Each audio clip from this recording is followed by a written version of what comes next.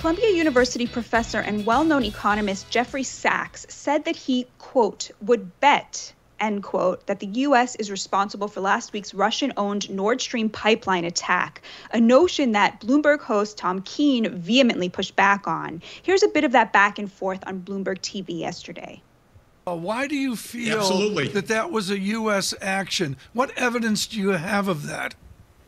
Well, first of all, there's direct radar evidence that U.S. helicopters, military helicopters that are normally based in Gdansk, were circling over this area.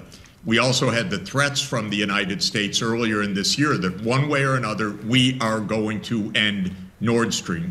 We also have a remarkable statement by Secretary Blinken last Friday in a press conference. He says, this is also a tremendous opportunity. It's a strange way to, it's a strange way to talk if you're worried about the piracy on international infrastructure of vital significance. So I know this runs counter to our narrative. You're not allowed to say these things in the West. But the fact of the matter is, all over the world, when I talk to people, they think the U.S. did it.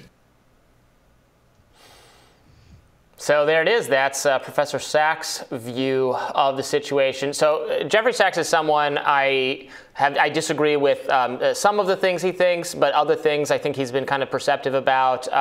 For a while, I viewed him as someone who had a far too deferential to the Chinese government kind of view. He was frankly being, I think, sort of a useful idiot for them in how he was describing the things happening with the Uyghur Muslims, for instance. His previous kind of economic advocacy, I know has very irritated people on the left. He was been accused of kind of promoting disaster capitalism or something. On those things, I probably wouldn't have maybe as much disagreements with him. But then he was someone fairly early on saying that COVID-19 very well looked to him like something that could have emerged from a lab funded by U.S. technology. He's subsequently said, I believe that animal spillover is also possible, but that he was someone thinking that explanation. And of course, we still don't know, but I'm kind of more in the lab leak camp. So look, bottom line being that he's an interesting thinker, and people should listen to what he says and then consider whether they agree with it. And he is pointing out to me, very true aspects of this that I would absolutely understand why someone would wonder whether this is, in fact, U.S. malfeasance based on the things U.S. officials had said. All of that said, I am still really not sold that it was the U.S. Would it shock me to find that out? No, it wouldn't shock me because the U.S. intelligence, we have done interfering kind of things in other countries. We have a history of that. But still, this is a pipeline between Russia and Germany, which is a U.S. ally. So we're in a way, it is almost like it would be an attack on Germany, who we're allied with. So it would ultimately, I do not think it is like the Occam's razor for what the most likely thing is probably what happened. The U.S. doing this doesn't seem like the most likely thing to me. Yeah, I think where I disagree with him is, and we talked about this yesterday, Antony Blinken saying this presents a huge opportunity is a statement of fact. To me, that does not suggest that the U.S. did it.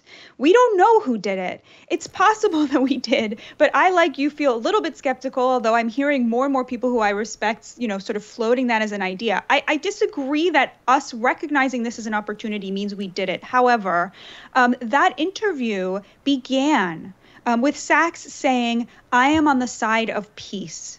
And his point that at this point, you can weaken Russia's position to the point where you are engaged in escalation. You are engaged and responsible for civilian casualties by not giving Russia an off-ramp for this thing that is, by the way, completely Russia's fault. Atrocities have happened. Thousands and thousands, if not hundreds of thousands of people have been killed. That all is true. That has happened.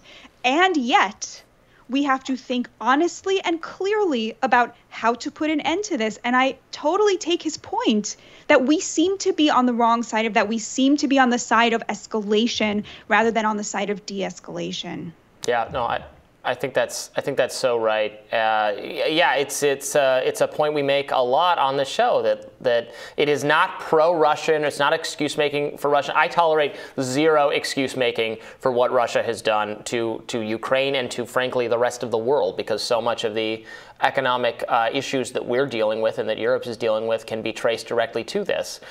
But reality is reality, right? And we have to seek an off-ramp, because that is the only way we can ever get out of this conflict. How could you want, Ukraine to be bogged down in guerrilla warfare for years and years and years, as happened in other countries that were invaded by the U.S. or by Russia, et cetera, Afghanistan, the Vietnam experience, Iraq, et cetera. We don't want that to happen, and we shouldn't want that to happen. And so we need, especially given how much money we're giving them and how much we're doing for them, it needs to be accompanied by a push for peace talks. And then obviously they need to continue to figure out what exactly happened with Nord Stream. It's a weird situation because it doesn't make a lot of sense really for anyone to have done it, but they're saying it clearly was sabotage. So we do need to know what happened there. If it was the U.S., I mean, heads should absolutely roll. This was a totally, absolutely, unbelievably unacceptable act of war, act of confrontation, again, against a nation we're not at war with, Russia, and a nation is a solidly ally of ours. So I truly, if it's that would be, the people who would have to pay for that would be significant. But we'll see. And I like you, I've heard smart people saying that it does sound like that, like us. I've heard but also I've heard people I trust saying that no way, it's just probably Russia, because they're the most proximate to do something like that. So we'll have to just keep our eyes and ears open and see what information emerges about the reality of the situation. Absolutely. And we'll have more Rising right after this.